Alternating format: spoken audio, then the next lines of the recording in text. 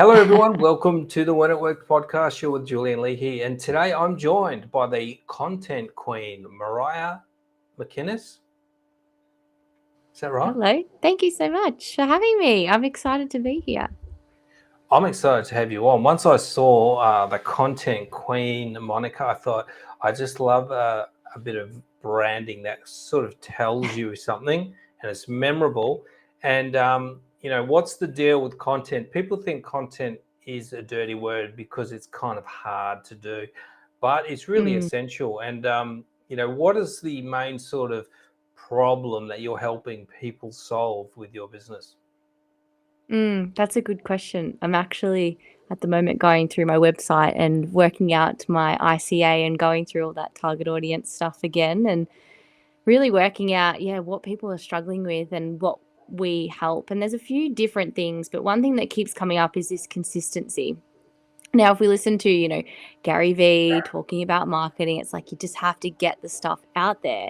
People don't have time, people don't have the resources, or also the skill sets with lots of things. Maybe they're better at video, not writing.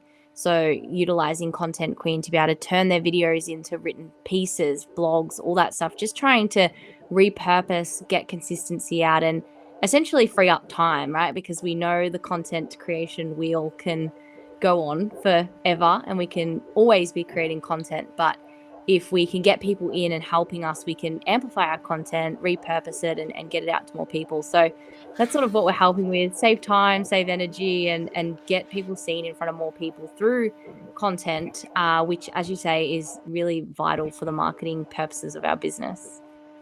It really is. And people used to think, look, I'm just going to do paid advertising. And what, in my opinion, is that your paid ads won't work if you don't have content, because you can't just pitch to offers and stuff. Like you should actually be, if you are doing paid ads, you should be advertising, value content that you've got, and that then you can lead people down. So, there's just no avoiding content. And can you give us an idea of what would be a good content strategy? Like, because people ask, what should I be putting out? How much content should I put out, and where should I be putting it? Yeah, that's a really good question too. Something I'm also exploring, because I think a lot of times, and especially if we're a solo entrepreneur, we're doing all the things for our business when we first start before we've even looked at outsourcing. A lot of the times we'll get advice online like, you need to be on Instagram, you need to create a podcast, you need to do YouTube, you need to do a blog, and we'll go, okay, and we sign up to all of those and we last about 5 minutes because we can't keep up, because we can't keep consistent. We might do some blogging and then forget we've got to do a YouTube. So what I always try and encourage people to do is find, the sweet spot with your channels and then build from there. And a lot of us have different personality types. A lot of us are really natural in front of the camera. A lot of us have good voices, and some of us just really like to write. So I actually created a quiz recently to help people find their authentic content channel based on their own personality first. Then once you start creating content on those channels that you enjoy and like, your infectious energy attracts more people. More people get attracted to your content, to your business. You bring in some more income because you've built that know, like, and trust. And then you can start outsourcing, creating blogs, videos, all that sort of stuff. Maybe the things that you don't necessarily want to do because you've got a team to support you. So going back is finding the channel you really like the idea of, or that you really resonate with. What channels do you like to use as a consumer? What type of content do you like to create? And then try and, find 1 to 2, maybe 3 that you can be consistent on. Do that for at least 3 months, 6 months, 12 months, and then start looking at amplifying and building a strategy on more. But you don't know what you don't know. So you have to get started. Otherwise, you're not going to know what's going to work for your audience. You have no idea. You're just, marketing yourself blind if you're not knowing exactly what your audience needs. But to find that out, you have to give it a go. You have to try. And there's lots of different channels that I've started on, paused, had to think about, reshifted, re-strategized. It's just because everything's always changing, and we've got TikTok and things like that now. So there's always new channels coming in. So a marketing strategy is never a set and forget, or a content marketing strategy is never set and forget either. But first, you just have to identify the right channel for you and build from there. Yes, and don't try and, in the beginning be across every platform. Like you said, pick one and do it badly, but just keep doing it, and make a fool out of yourself. And like I've had, always tell people that, I've done lives where there's no audio for I've been crapping on for half an hour, and I'll make a complete fool out of myself. But you just got to do it, and nobody is actually going to give you a hard time or whatever. And imperfect action, I always say. And in the beginning, quality is good, but in the beginning when you're starting out, just think about quantity and consistency while you're working out your messaging and all of that, and just get started. Now tell us about how you started on Fiverr, because Fiverr, a lot of people think negatively about Fiverr. It's difficult to earn income on it, but you've managed to sort of turn that into a business and then pivot into another business off Fiverr. Do you want to tell us about your journey doing that? Yeah, absolutely. So in 2017, I was working full time and I absolutely loved to travel. Pretty much why I started my business, so I could do the digital nomad life.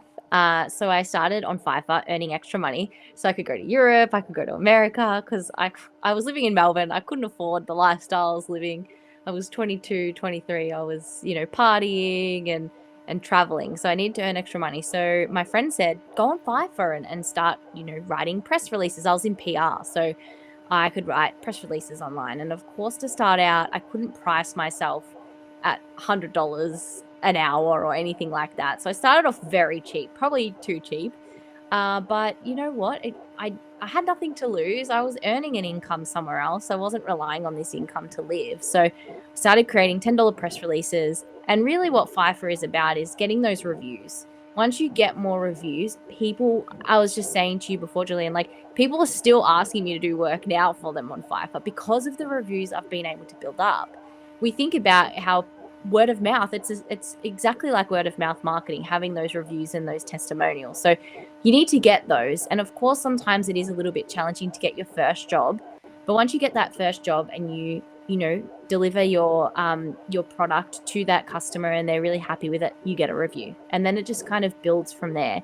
Back when I was on Fiverr, they had a system where you could bid on not bid on jobs, but propose. I'm not sure if they still do it now, but you could, people would list all their jobs and you could send them a message saying you were keen, you were interested. I know platforms like Freelancers still do it. So that's what I was doing. But you know what I was doing? Every single day I was going on the platform. I was editing my profile. I was putting energy into this platform. I wasn't just putting it out there and leaving it and not thinking about it at all. Maybe towards the start I did, but when I was really serious about earning extra money on Fiverr, I put a lot of energy into my profile. I made sure I updated it. As I said, tried to get as many reviews as I could through jobs, and I was bidding on those jobs that, people could post. So I was on Fiverr, creating the press releases. As you say, there's not always amazing people that you find on Fiverr. Some people want you to do their job for $10 or something cheap. But when you know your worth and you know that you are of quality and you can deliver quality, you can say no to jobs eventually. And that's very nice when you get to that point. But yeah, and then started 2019, I actually reflected on this the other day. I nearly got into a network marketing business, which on reflection, I'm so glad didn't happen in the end, because I don't think I would have been very good at that. But I was really thinking about seriously starting a business. And a guy at work said to me, just build up your Fiverr more, just do more, or even build it off Fiverr. Why can't you, bring those clients off Fiverr eventually and start working with them and being able to charge them differently, not getting charged fees on Fiverr. So then I thought about, okay, could I start a business? And I just started researching and listening to more podcasts, going to more networking events, and really learning what it meant to own a business, not just a freelancer platform on someone else's business, right? Essentially, that's what it is. And I started building more connections on the platform, talking with my clients that I was currently working with on the platform, and said, I'm thinking of starting a business. Do you need ongoing work? And a lot of them did. So, and that was at the time where Fiverr didn't have this new thing where you can get reoccurring payments as like a retainer. It was just kind of one-off jobs. And I bought my domain and just started slowly building up the business. And really the power in my business came when I built my website, had social media, which was around June 2019. And that's when I could gain clients from anywhere, not just Fiverr. But I was still relying a lot on Fiverr to get work. And as I said before, I was just nurturing those clients and asking them if they needed ongoing work and sort of more of that retainer stuff. So I just started building a social media presence, started blogging about content on my website, and then got clients from networking events and all that. So yeah, it started on Fiverr, and the skill set all came from Fiverr. And then I was able to kind of create it from there and build it into something bigger. So what percentage of your clients did you manage to get across from Fiverr into your own business? All of them, apart from the one-offs, so I would say like 60, 70, 80%. Like there was a lot that I started working with. As I said to you before, some of them I was working with up until recently, start of 2021, and I had to take a pause in my business. So I had to pause my work with them. But one of them just contacted me again recently and wants to continue working again. So yeah, it wasn't when people, and what was happening as well is, say, for example, I had a conversation with someone, I told them, then I had a business, they could look at my portfolio on my website. A lot of them were then starting to contact me through my website and just saying, hey, I found your profile on Fiverr, can we talk about work? So yeah, a lot of my clients, I was able to do ongoing work with them, because once you do a job for someone, they don't want to go and find someone else. They want to work with the same person. It's easy for them to work with the same person. It's just like an employer. When you've got a job at an employer, they don't want to be hiring someone every few months. So that is, you can get security that way from people wanting to continue to work with you, because they don't want to have to go find someone else. It's hard. I mean, I employ people in my business, and it's hard to find people. It's not easy.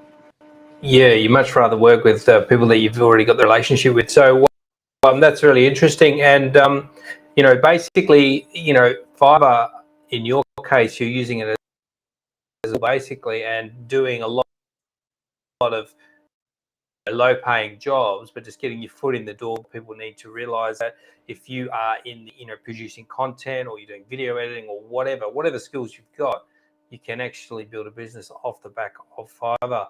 And now, with your blogging that you're building up, your own content, how much blogging were you doing? How much content were you creating for that?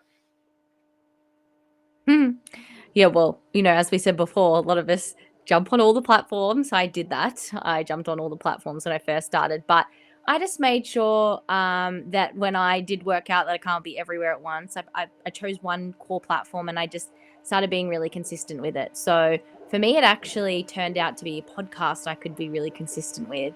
And then I could repurpose that into a blog. We were talking about that. You do the same thing. And I knew if I just created, a 30-minute, 40-minute podcast, that core concept and those notes would get repurposed into a blog. So around in 2019, it was about October, I launched my podcast, because before then I was sort of doing lots of different things, and it kind of wasn't sticking, and I couldn't build the consistency. I could on social media, but not, I was doing a YouTube. I had a different podcast at the time, and I was doing a blog. So I couldn't necessarily build that consistency like I wanted to. But when I started my podcast for Content Queen, I could then churn out so much content. I could turn my blog into captions for social media, literally like taking parts of that blog was written text, turn it into captions. I could talk about those core themes on my Instagram stories, in my TikToks. Those core messages then became content consistently across different channels. And I just found a strategy that worked really well for me, and that was that. And then I blended in different types of content, obviously promoting my business, talking about who I am and what I do and what I enjoy. And from there, it's now I could never, obviously I have time off for Christmas and stuff, but it's so second. It's like when you get up in the morning and you've built a gym habit. You just grab your gym bag and you leave. It's so natural to me to show up online. It doesn't feel like, some days I'm maybe not as creative as others. That happens. But I don't never forget to post, or get to 5 o'clock at night and be like, I need to post, because I've put in the systems in place to be consistent, a batch, or, whatever I need to do to make sure that content gets out there. Wonderful. Yeah. Just becomes second nature. And what I was going to say. So, Mariah, firstly, the people out there that listen to this podcast, you will hear various times we are talking about how creating a podcast is a good thing to do. You should really pay attention to that. If you've got the time and energy, it's one of the best ways is to talk to people and create content off the back of it. That's going to solve a lot of your problems. But if you don't have the inclination or the time, what should they do, Mariah? What's the first thing they should do? The first point of contact with you? Do you have a strategy call? Yeah. So working alongside with me, you mean? Yes. Yeah.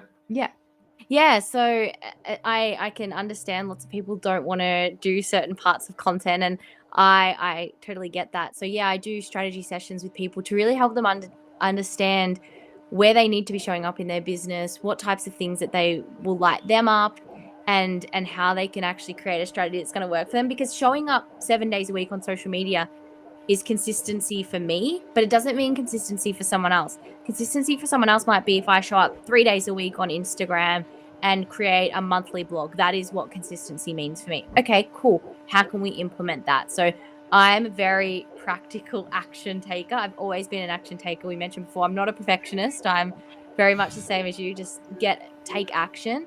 So I really want to give people that strategy so that they can leave and start implementing straight away. So strategy sessions are a really good way with myself to be able to just implement a really easy way for you to start building content. And then from there you start to love it, and then maybe you show up 7 days, or maybe you still don't. It's all working out what you love online. And when you love it, as I said, it's infectious. People want to be around your energy. People want to listen to you. They want to read what you have to say.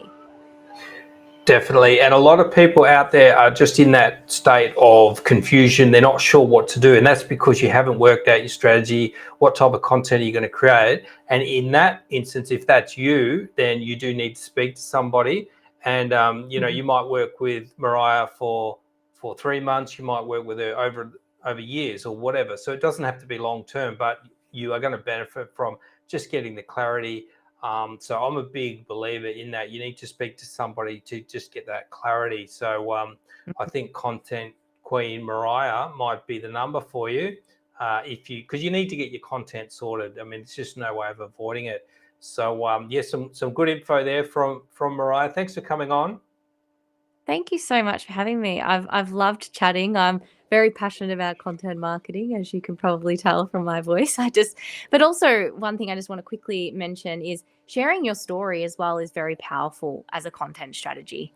And it's very easy for us to share our stories because we have lived those experiences. So if you've created a business based off your own personal experience or what you know, just start sharing your own stories, and you'll learn along the way. But yes, as you say, having a strategy just gives yourself clarity, and you know what you're doing. And then from there, you can just grow and evolve it. Time to take action, people, I reckon. Talk to somebody at least. Yeah, anybody. Yeah.